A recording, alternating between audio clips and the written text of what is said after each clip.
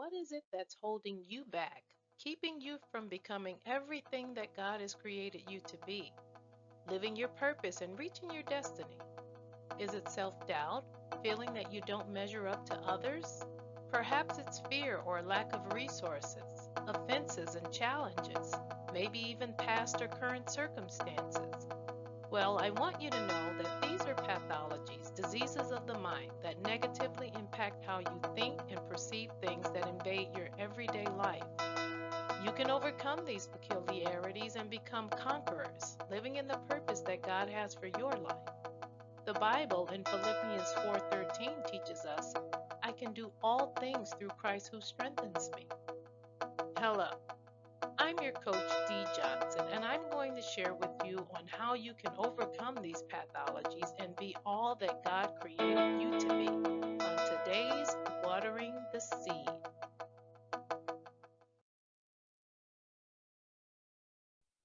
Hey Seeds, welcome back to Watering the Seed, where we don't just talk about growth, we water what's real.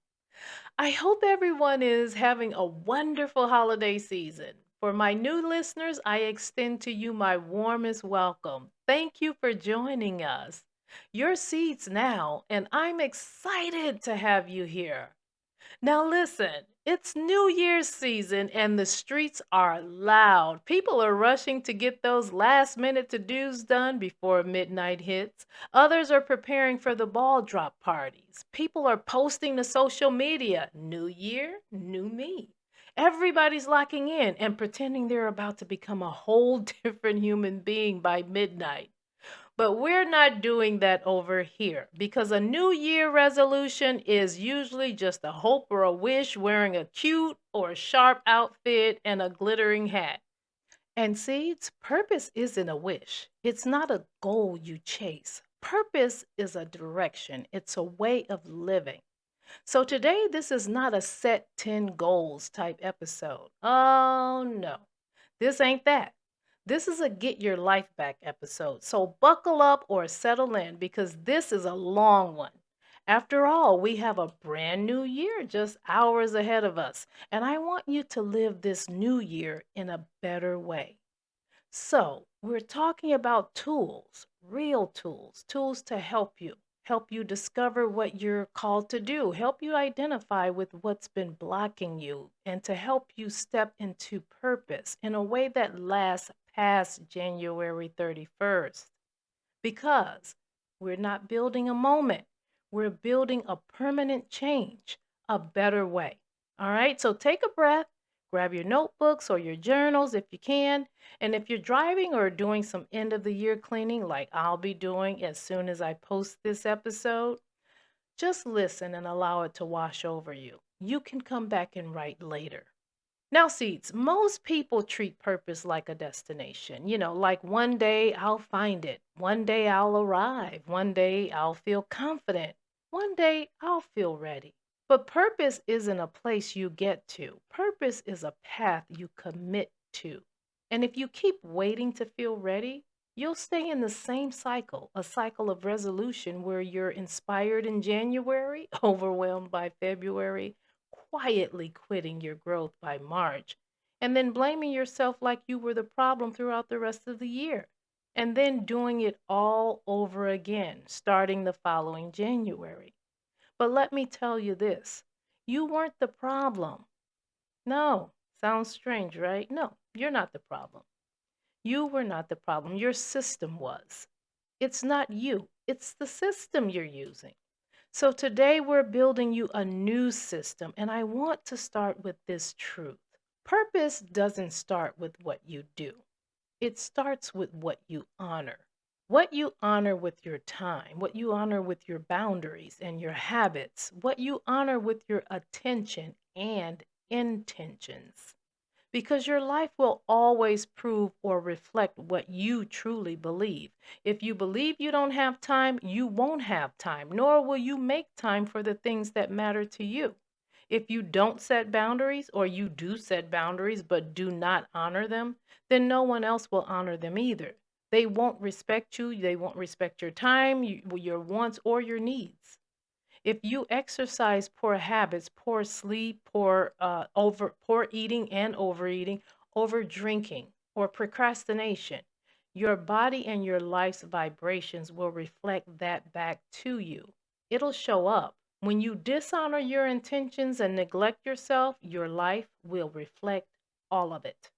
So let's do this.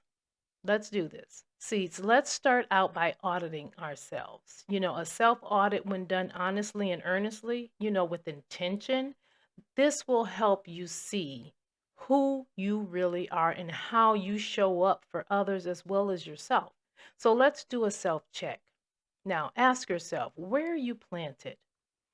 I want you to imagine for a moment your life as soil and seeds. Some of us are praying for purpose while standing in dirt right now, dirt that cannot sustain us. You must be planted, and that requires alignment. Okay? You can't just stand in the dirt, you have to be planted, and that planting requires alignment. So here's your first tool, the seed audit. The seed audit. Where do I feel most alive? Write that down. Not productive because you had a good day at work. Not impressive because you're wearing a designer jacket or a pair of sharp leather shoes. I mean alive. What situations make you feel more you? For example, when I'm dancing like nobody's watching, I like to do that. I feel alive. This is me. When I'm having a good conversation, feeding into someone, helping others learn and grow, I feel alive doing that. I had a young man recently tell me the other day, just the other day, that he loved to color in coloring books as a child, but hadn't done it in many years. So he went and purchased Crayolas, crayons, and coloring books of places that he'd been dreaming about since he was a kid. He wanted to visit, like Paris and Egypt, those places. Okay, and he started coloring again because it made him feel like himself, far away from the hustle of the daily grind, so he feels alive again. So I'm asking you, where do you most feel alive? And then number two, where do you feel consistently drained? Not tired from work, but tired from something or someone consistently taking from you until you feel drained, like your spirit is leaking, leaving you overwhelmed and unseen, broken, resentful, exhausted, disrespected, lack of support, just chaotic. Where is that feeling coming from? Is it in your finances, your friendships, your relationships, your job, maybe even the church, you know? So, where do you feel consistently drained? Number three, what keeps repeating in your life no matter how much you change the year? Because here's the thing, Seeds. If the pattern survives the calendar shift, the calendar was never the issue. You're looking for patterns. You're looking for patterns that follow you through.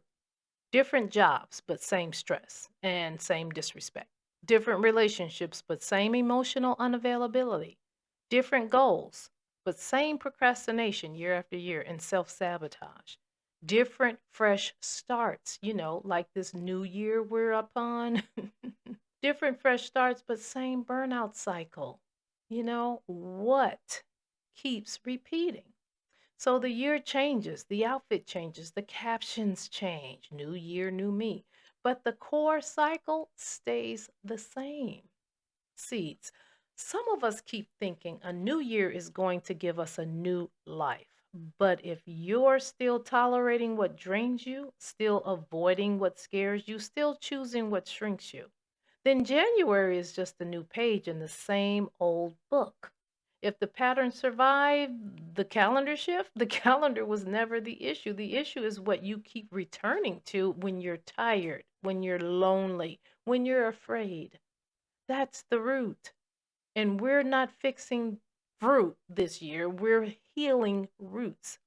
And that's why I say if the pattern survives the calendar shift, the calendar was never the issue. The issue is the system, your habits, boundaries, beliefs, and choices, often shaped by survival mode or old wounds. So, what keeps repeating in your life no matter how much the year changes? Write that down. Number four, what am I tolerating that's training me to live misaligned? That relationship, that job environment, that friendship, that habit, that fear. What is it? What's training you? Number five, if my life stays exactly the same for the next 12 months, what will I lose? Is it peace? Is it time? Is it your health, confidence, opportunities, seeds? This question, this last question, doesn't come to scare you. Okay? I'm not trying to do that. I'm trying to wake you up. It's a wake up call, a wake up question. Again, not to scare you, just to stop you from treating your life like you have unlimited time and unlimited do overs, because you don't. We only get one chance at this, one life. And let's tell the truth. If nothing changes, if you keep the same habits, the same boundaries or lack thereof, the same distractions, the same relationships, same fear, then the next 12 months won't be a new year. It'll be a repeat of this year. And for many of you, years before this, you've been doing this for a long time. And the cost of a repeat isn't just your time, it's you. You'll lose peace because your nervous system will stay on alert. You'll lose time because procrastination and people pleasing will keep stealing your hours like a quiet thief, just breezing through your life and taking from you. And before you know it, years will have passed and they'll be gone. You can't get it back. You'll lose your health because stress doesn't just sit in your mind, it settles in your body. You'll have headaches, neck pain, stiffness, back aches, joint pain, all of that. It's impacting your health, probably losing hair and everything. You'll lose confidence because of these things. Because every delay teaches you not to trust yourself. Every time you delay, you don't trust yourself. You don't trust your own judgment, your own gut. And you'll lose the opportunities because the doors that require preparation don't stay open forever. So, no, this isn't pressure, it's permission. Permission to stop surviving the same season on a loop. Because a better way is not something we wish for, it's something we choose before we're forced to do it. Stop asking God to bless what you refuse to change. Simple.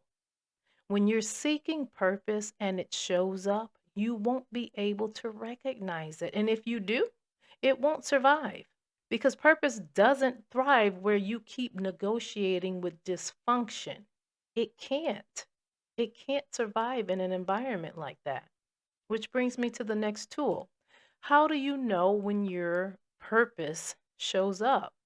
And I get this from a lot of people. People, really don't know how to identify with their own purpose. And let's be very clear, if you are living and breathing, you have a purpose. Every living thing has a purpose. The trees, the grass, the birds, the bees, everything that has life has a purpose for being here.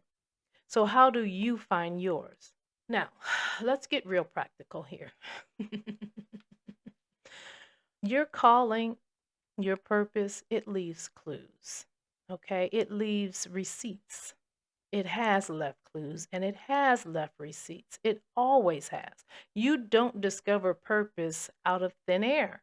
You recognize it from what? From patterns, the patterns in your life.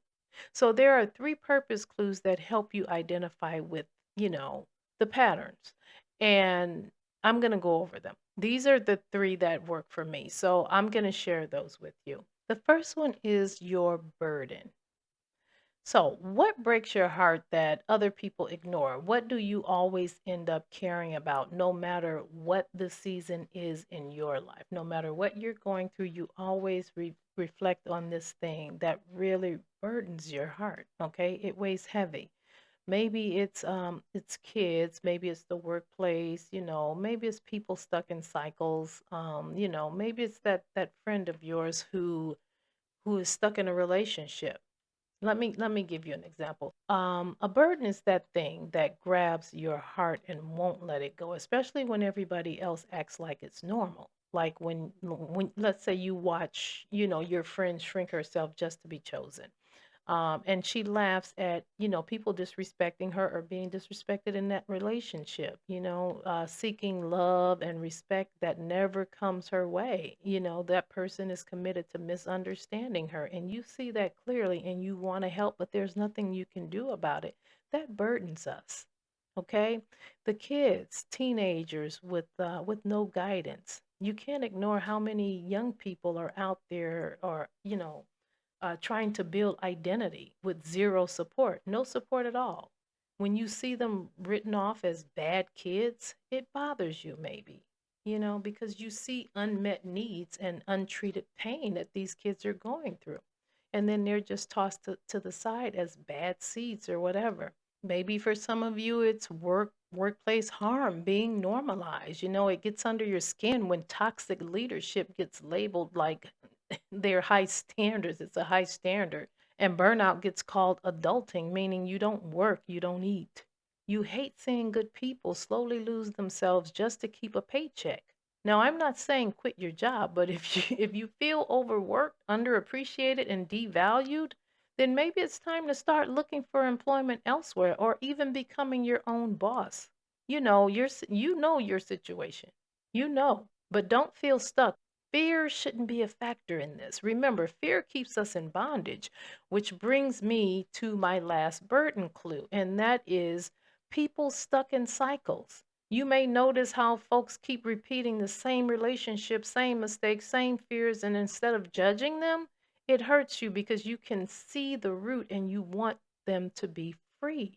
That heartbreak you feel, when you see that anger mixed with compassion, that's a purpose clue.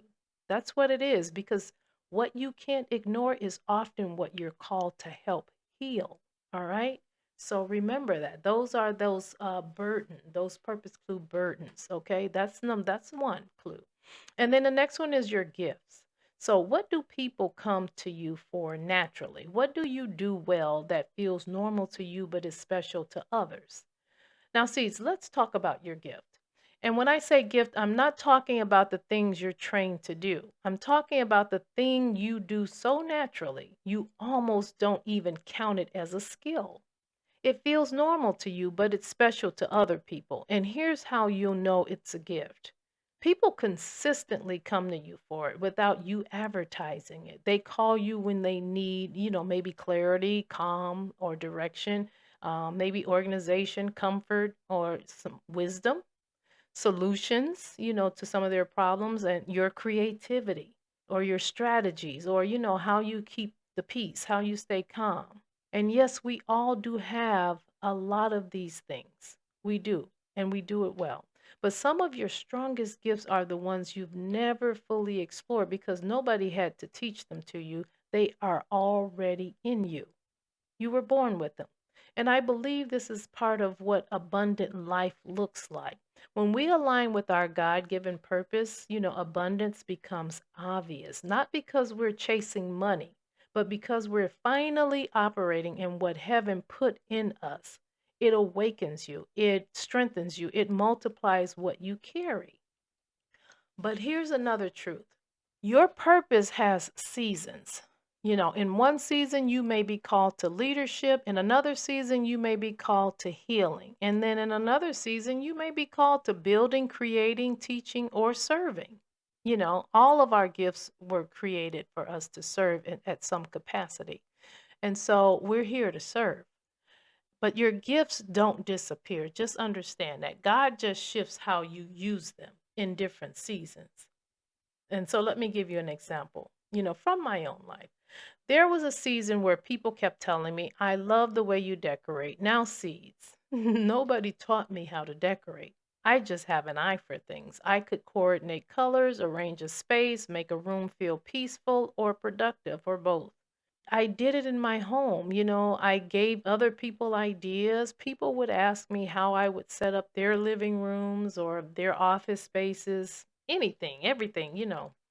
And every job I ever worked for, every job, I found myself staging and organizing office spaces so the environment felt calmer, more welcoming, and more effective. And every time, people loved it. They loved it. That's how you know it's a gift, when it keeps showing up and it keeps blessing people, even when you never tried to make it a thing. It was never a thing. At least you didn't think so. Now, if I had pursued decorating fully as a gift, monetizing it, maybe that gift could have opened a whole stream of abundance for me.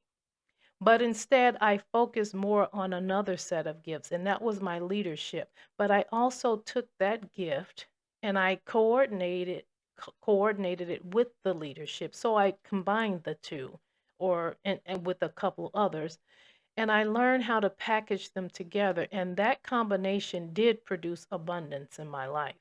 And seeds, that's the lesson. Sometimes your abundance is in one gift, sometimes your abundance is in the package, the way your gifts work together, you know? That's why I love, the scripture in Ecclesiastes chapter 11 and 2. It talks about dividing into 7 or 8 portions, because your assets aren't only money, your assets are also your gifts, your skills, your insight, your creativity, your ability to lead if you have that, or build or heal, organize or communicate. Those are your assets. So don't bury your gifts, grow them, strengthen them, use them, and let the growth become the seed that funds the next venture in your life. So, again, what do people come to you for naturally? What do you do well that feels normal to you but is special to others? Your answer is not just random, that's a clue to what you are purposed to do.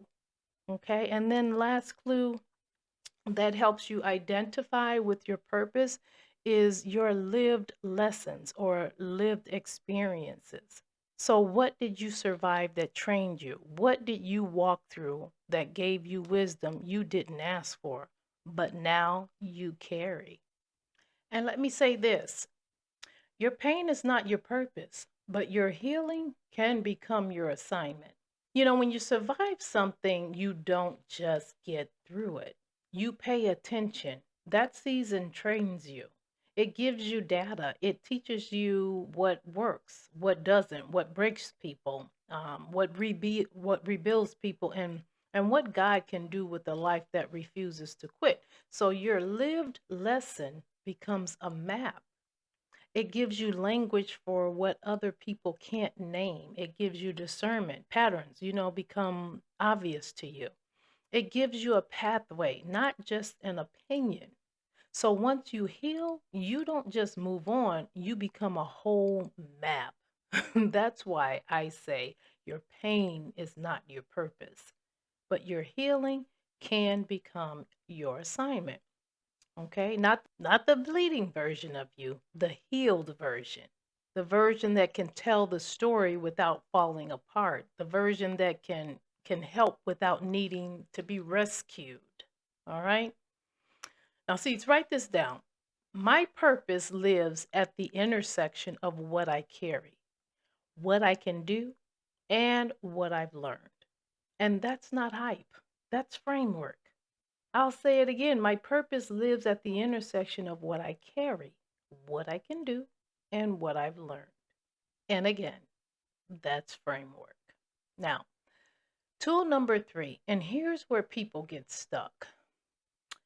Seeds, purpose requires elimination. You want purpose, but you don't want to release what's in your way. You can't carry a new life without getting rid of old baggage. Okay. So I want you to build a no list for 2026. Not a to do list, a to stop list. So here are some categories that I'd like you to consider on your no list. You're going to stop these things. Number 1, say no to what numbs me. Things like doom scrolling and overeating and avoidance, situationships, whatever they are. Whatever your escape is, what you do to get away from it all, okay? If it's harming you, it's not good. Let's say no to that thing that numbs you. Number 2, no to what shrinks me. Say no to what shrinks you. If it's people, punishing your growth, if it's environments that mock your evolution, say no. Stay away from that. Put that on your no list. These are things that you're going to get rid of. The next one, say no to what steals your time. Like busy work, obligations without alignment, things that steal your time. And then say no to what dishonors your spirit, things you do that you know you shouldn't do. You know what those things are. Say no to those things. Put that on your no list. Okay? And these are the things that you're going to stop doing in 2026. Because every yes to purpose is also a no to something else. And if you never decide what you're done with, what you're not going to do, your life will keep deciding for you.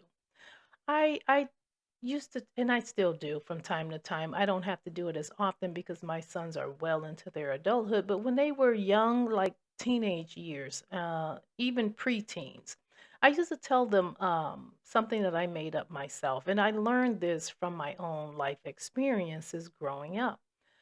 If you don't take care of your business will take care of itself, and you won't like the outcome. Okay, I heard one of my sons repeat it not too long ago, like a few weeks ago, but he changed it up just a little bit. He cut it short. He said, "Mom, I remember when you told us if you don't take care of your business, it's gonna take care of itself." And I go, "Yeah, same concept, but what I did say was if you don't take care of your business, it's going to take care of itself, and you will not like the outcome." So now, if you never decide what you're done with, your life will keep deciding for you. All right? So let's go to the next tool, tool number 4. And now we're going to make it simple. Okay? We're going to say it plain. We're going to create a purpose statement and make it very plain, because purpose statements isn't supposed to sound like a corporate mission statement.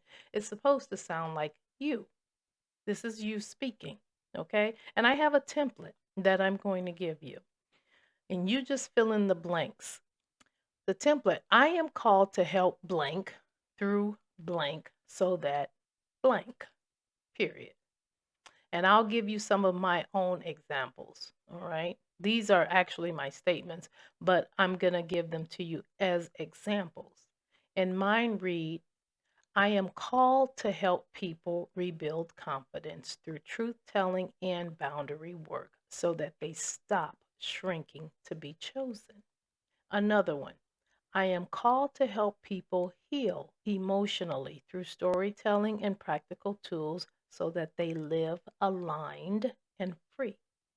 And then a third one, I am called to help emerging entrepreneurs organize their vision through strategy systems so that their purpose becomes profitable and sustainable.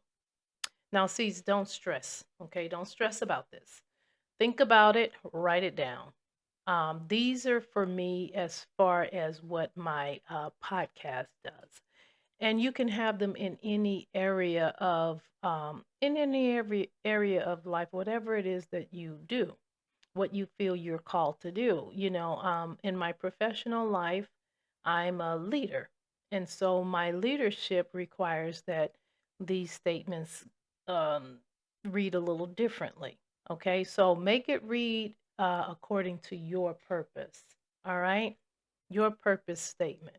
Okay, and it will evolve. It can evolve, and again, it probably will. No doubt, it'll evolve as time goes by. Things change, and seasons change, and we have to use our gifts in certain ways. And that whole thing about packaging your gifts, this will allow or may insist on you changing your purpose statement based on how your gifts evolve. That statement may evolve or will have to evolve along with it. Okay, so don't be afraid, don't stress it, just do it. It'll be fine. Okay, you need language for where you are right now. Okay, so just focus on right now.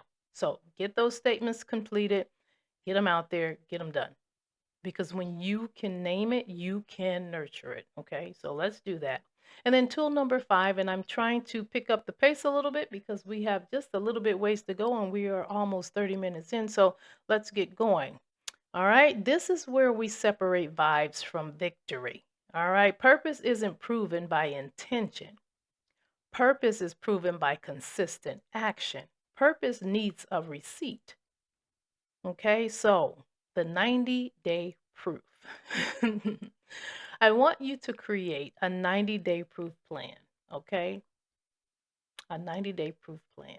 Not a 12-month fantasy, for that like that New Year's resolution that we do year after year after year. Not that thing. This is a 90-day focus, okay? So that we don't tap out in March. So, let's start with that. I want you to pick one purpose lane, okay? Just one. We're going to focus on one thing at a time. So pick one purpose lane, all right? And then ask yourself these 5 questions. What is the smallest expression of my purpose? And I'll give you an example. It could be a weekly live, like I'm doing this podcast. It could be a weekly live, which that's what I do. It could be a blog post. I also do that. It could be a class outline, a portfolio, a 30-day practice, a certification step. When I prior to me starting this podcast, I was doing 2 other purpose filled things, and one of them was in my leadership role. And so as a leader, there was some things, and in this podcast, because it kind of went hand in hand, which that worked out quite well, but it was technology. I needed to upgrade my technology skills. So I wrote down on my daily planner in my calendar the things, the technologies that I would need to address. And then I started knocking them out one by one. I took, free courses online. I did the YouTube tutorials and things like that, finding any kind of way that I could do it with the least amount of financial backing. Okay. And it worked out very, very well, very well. And so that's one of the ways that one of the things that I did to accomplish this step. All right. So that's number 1. What is the smallest expression of my purpose? Write these things down, the examples, and start knocking them down, which leads me to the second thing. It's about skills. So what do I need to learn? And that kind of goes hand in hand with this. You write down what you need to do first, okay? The expression of your purpose. What is that thing? Write that down. And then what do you need to learn to accommodate that expression? Which is the skills, which that's what I just finished explaining with the technology and building my skills. And then number 3, what do I need to release? What's in your way? Is it people, places, or things like habits and stuff like that? Whatever it is that you need to release, do that because you have to make room for the new. If you don't, you'll be overwhelmed by February. Remember? If you don't make room, you'll be overwhelmed by February and you'll tap out by March. So let's do this. These are our purpose plans and we're going to follow through.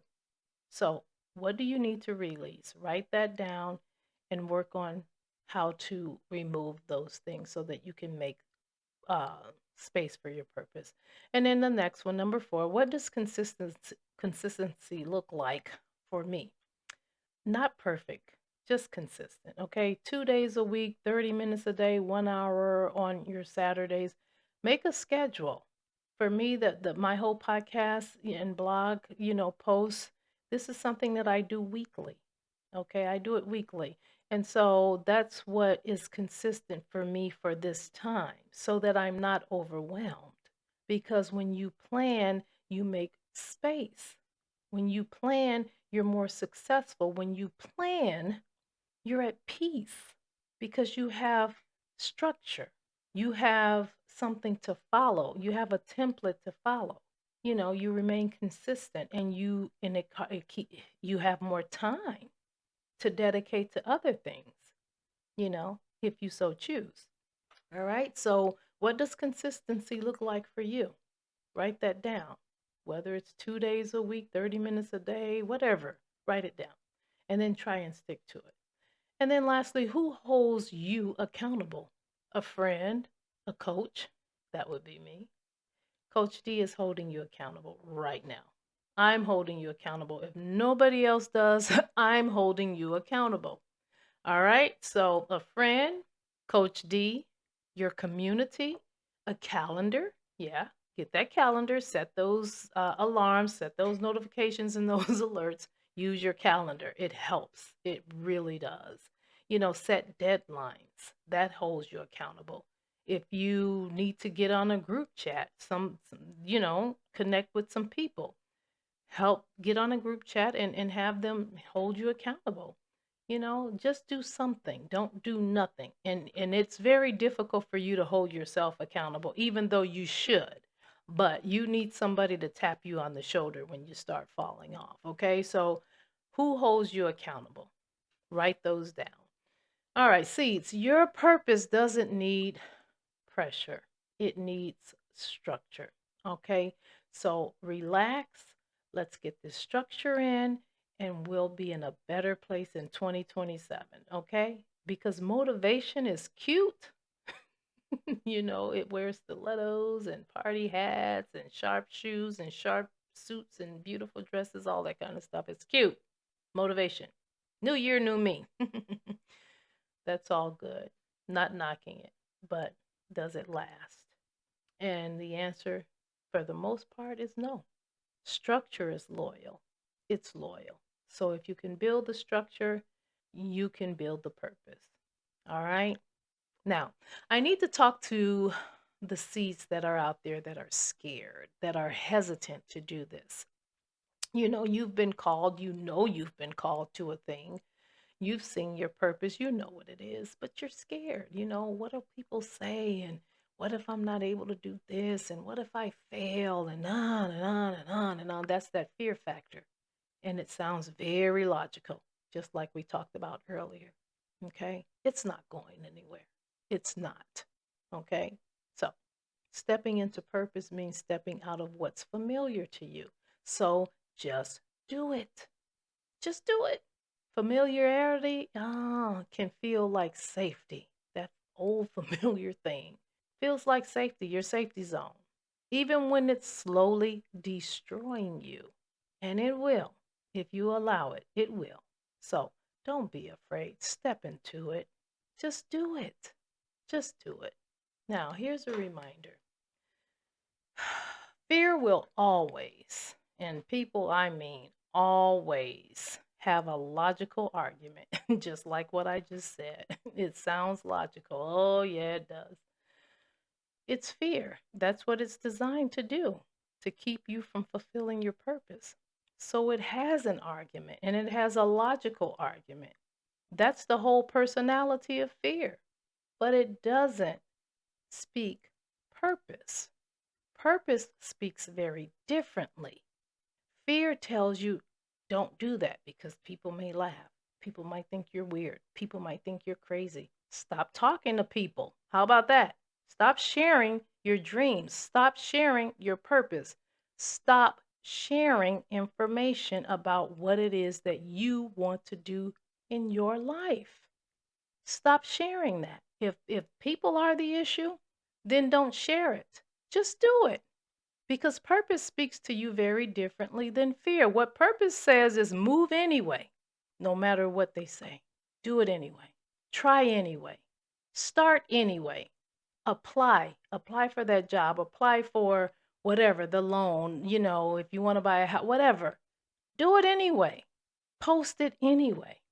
I had a very difficult time posting my first podcast talk. And if you go back to the first episode, you can really see the difference and the hesitancy in my voice. It was very scripted.